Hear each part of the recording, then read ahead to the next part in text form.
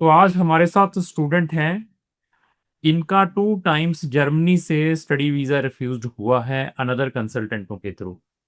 तो उसके बाद इन्होंने हमें एंगेज किया। आफ्टर हमें एंगेजमेंट के बाद इनका ये वीजा सक्सेसफुली आ चुका है। अब ये देखिए कि थर्ड टाइम इनका ये वीजा आया है।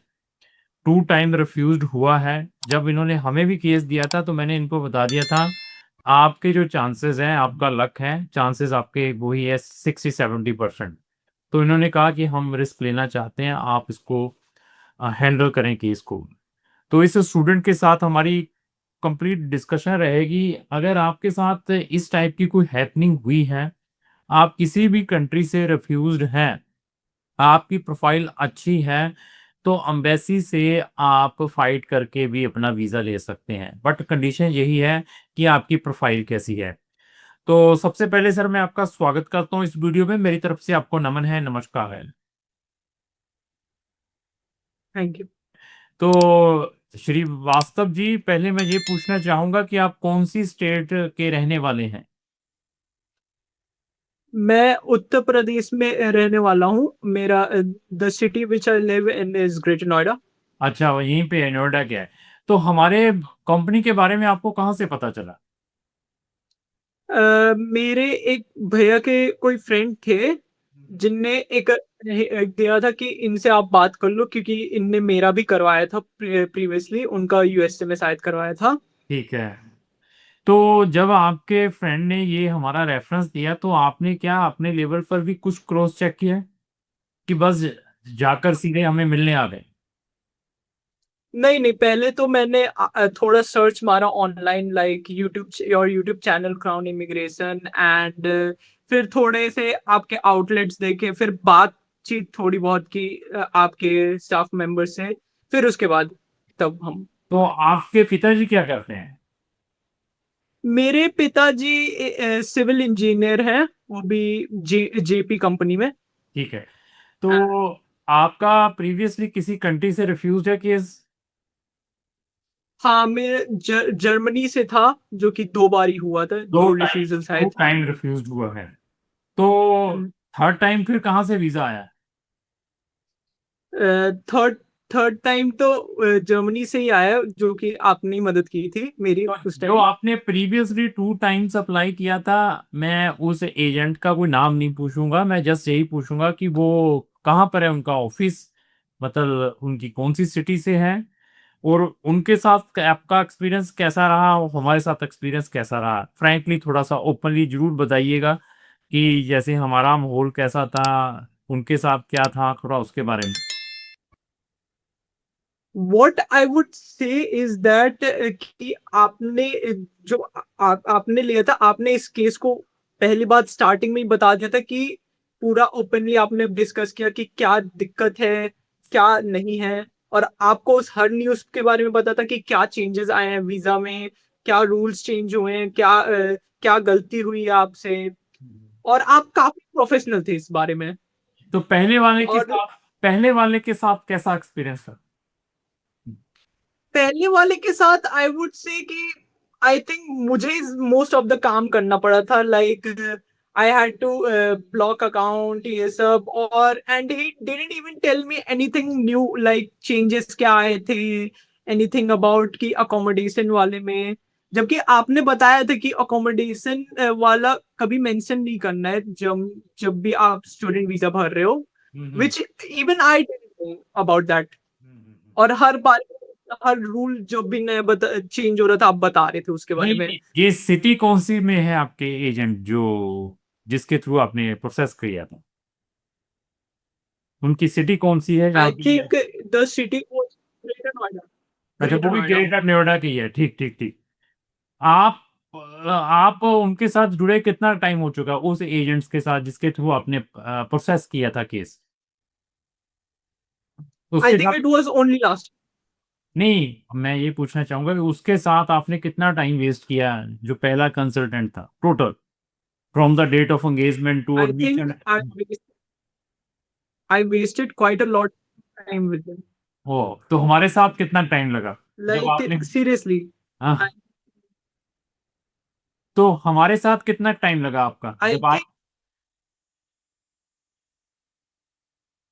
आपके साथ I think hardly I could say 3 months, like जून में बात हुई थी एंड जुलाई में कर रहे थे एंड अगस्त को हमारा वो हो गया था, वीजा मिल गया था। नहीं, ये बताइए सबमिशन के बाद वीजा ग्रांट होकर कितने दिन के अंदर आया? After give submission the file in the BFS, there after आप यू विल टेल मी कि how much time they will take the decision on your case. The decision on my case, okay so आप pretty sure submit किया था हमने around last Friday of July, CSP में सारे documents. I think the next after the next 3 days के बाद वो आ गया था कि हो गया पूरा एंड अपॉइंटमेंट ले सकते हैं, एंड 6 अगस्त को अपॉइंटमेंट हुई थी एंड 15 अगस्त को मुझे मेरा पासपोर्ट मिल गया था with visa sticker on it. तो मीन्स आपका after appointment they took only 10 days something. Yes you could say that 10 days only. At least. अभी आते हैं आपकी प्रोफाइल के ऊपर। तो आपने जो आपकी हाईएस्ट एजुकेशन क्या है? highest education that I passed class 12th from CBSE board on uh, my passing year was 2025. तो उसमें परसेंटेज कितने हैं? It was 70.8 percentage. तो आपने आइल्स भी किया हुआ है? Yes, IELTS किया आइल्स में कितने बैंड हैं? 6.5. 6.5। तो जो आपने एडमिशन डाला था वो प्राइवेट यूनिवर्सिटी में था या पब्लिक में था? यूनिवर्सिटी जो यूनिवर्सिटी पब्लिक है, लेकिन जहां से मैं स्टूडेंट कोलिंग प्रोग्राम कर रहा हूँ, प्रेपरेटरी प्रोग्राम, वो प्राइवेट है आई गेस, बर्लिन इंटरनेशनल। उसकी फीस कितनी है ये बताएंगे? You can tell me the fees, how much you pay to that foundation programme student colleague. I think it was around like जब पिछले साल ही किया था, it was I think around 10 lakhs around something, the preparatory तो program and आपको आपको ये मालूम है कि आपको प्रिपरेटरी की रिक्वायरमेंट नहीं है, आपको डायरेक्ट बैचलर में एडमिशन मिल सकता था? आपको इसके बारे में आइडिया था कि you can directly get the admission in bachelor English taught in universities without preparatory? no, I had no idea about मतलब that. स्टिल आपको नहीं आइडिया है कि वहां पर आप डायरेक्ट भी जा सकते हैं विदाउट 10 लाख रुपए लगाए? अभी भी आपको आइडिया नहीं? अभी भी आइडिया नहीं था। तो क्या जर्मनी के लिए जा रहे हैं? तो आप ये देखिए कि अगर आपके पास 13 साल की स्टडी होती, अगर आपने यहाँ पर, आपके पिताजी को भी मैंने बताया था कि अपने बेटे को कहिए कि वो यहाँ पर 2 सेमेस्टर और कंप्लीट कर ले, 13 साल की स्टडी कर ले, मीन्स यहाँ पर यूनिवर्सिटी और कॉलेज के अंदर 2 सेमेस्टर का रिजल्ट ले आए। अगर वो 2 सेमेस्टर का रिजल्ट ले आता है तो उसको पब्लिक यूनिवर्सिटी में, वहाँ की पब्लिक यूनिवर्सिटी में बैचलर में डायरेक्ट इंग्लिश टॉट में मिलेगा, जो कि अभी आपको पहले फाउंडेशन लगाया है जिसकी 10 लाख रुपए फीस भेजी है। 10 lakh, it is not a small amount. और उसके बाद आपका मेन कोर्स स्टार्ट होना है, तो आप डायरेक्टली भी वो कर सकते थे, अपने 10 लाख रुपए अभी सेव कर सकते थे अगर आप हमारे थ्रू इंटायर प्रोसेस करवाते। तो बट प्रॉब्लम क्या है कि अभी भी आपको इसका आइडिया नहीं हुआ। रिफ्यूजल के बाद आपको रिसर्च करनी चाहिए थी, पेरेंट्स को रिसर्च करनी चाहिए थी। ये नहीं है कि बस बच्चे को भेज दें। आपने 10 लाख रुपया ये एक लगा दिया, उसके बाद आपने 12,000 यूरो का, जो भी 11,000 समथिंग यूरो का अकाउंट भी खुलवाया है। तो आपको तो ये बहुत कॉस्टली स्टडी पड़ी है जर्मनी की। तो एनी हो, मैं हर बच्चे को, हर पेरेंट्स को यही बताता हूँ कि आप रिसर्च करें। ये नहीं है कि उसने बता दिया उस एजेंट के पास चले जाएं, या मैं अभी ये वीडियो डाल रहा हूं तो मेरे पास आ जाएं। सबसे पहले अपनी रिसर्च करें, वहां पर आपको क्या बेनिफिट हो सकते हैं, कैसे जाना चाहिए। मेरे जैसे एजेंट्स, बाकी जैसे एजेंट्स की वीडियो वॉच करें, देन डिसीजन लें कि आपको एटलीस्ट पता तो हो वहां पर एलिजिबिलिटी क्या है। ये पिछले 2 साल से खराब हो रहा है, प्राइवेट में डाला है, लेकिन स्टिल भी स्टूडेंट को अभी भी अवेयरनेस नहीं है कि वहाँ पर जो इंटरनेशनल स्टूडेंट हैं, इंडियन स्टूडेंट हैं जिन्होंने इंडिया से 12th की है, जिसके 70 या 70+ से ज़्यादा मार्क्स हैं, उसके बाद 1 साल यहाँ पर अपना यूनिवर्सिटी में लगाता है, कॉलेज में लगाता है, 2 सेमेस्टर का रिजल्ट प्रोवाइड करता है, 6 आईएलटीएस के बैंड प्रोवाइड करता है, तो वो स्टूडेंट जर्मनी में without studding colleague directly bachelor में एडमिशंस ले सकते हैं वहाँ की पब्लिक यूनिवर्सिटीज में इंग्लिश टॉट में, जिसकी कोई फीस नहीं है। तो भैया समझ लगी अभी Srivastava ji? What? I am saying कि you understand what I am saying, कि आप डायरेक्ट कैसे ले सकते थे एडमिशन बैचलर में वहां पर, या पता आई लग रहा है? Understand that. हाँ, तो ये जरूर अभी ध्यान रखें। तो अभी ये जो सारे का सारा जो हमारे साथ जो आपका एक्सपीरियंस रहा है 2 रिफ्यूजल के बाद वीजा आया है, तो थोड़ा सा उस एक्सपीरियंस के बारे में बताएंगे? तो कैसा रहा, कैसी सर्विसेज रही आपका, किस वे से हमने एसओपी प्रिपेयर किया था, किस वे से आपका कवरिंग लेटर प्रिपेयर किया था, उसको पढ़ने के बाद आपको कुछ होप आई थी कि जैस अभी होने के चांसेस हैं?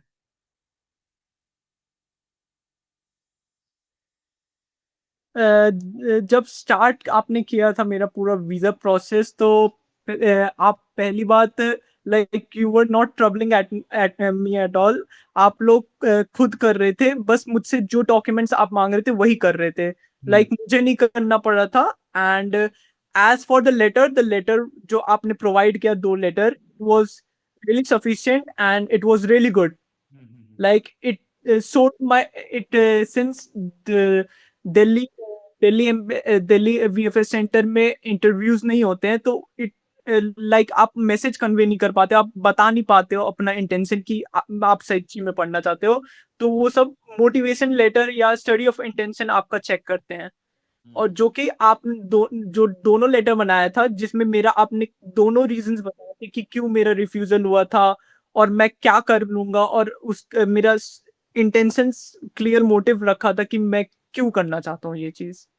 तो ओवरऑल सर्विसेज कैसी लगी हमारी? So that was good. And services, I would say it was really good.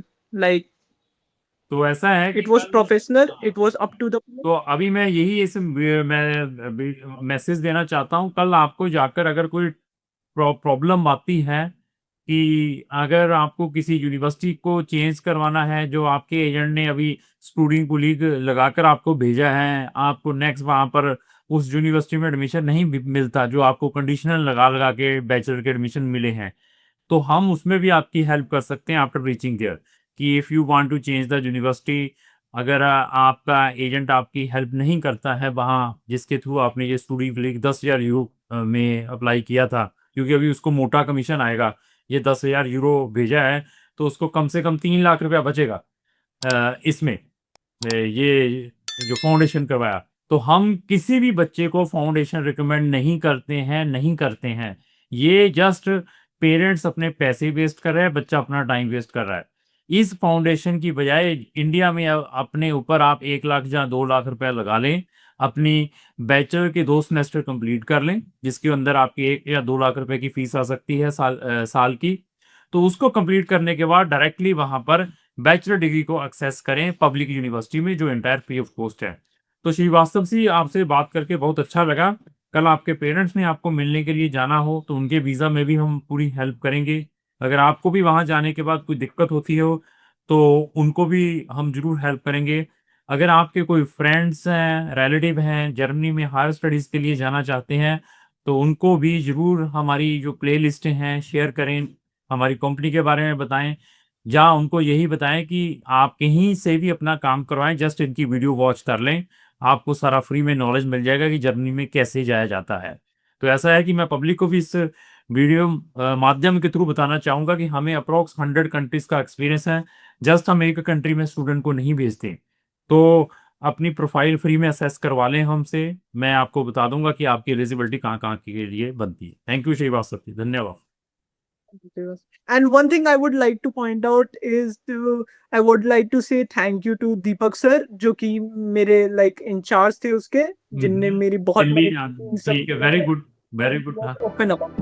Thank you जी, बहुत बढ़िया लगा जी आपसे बात करके।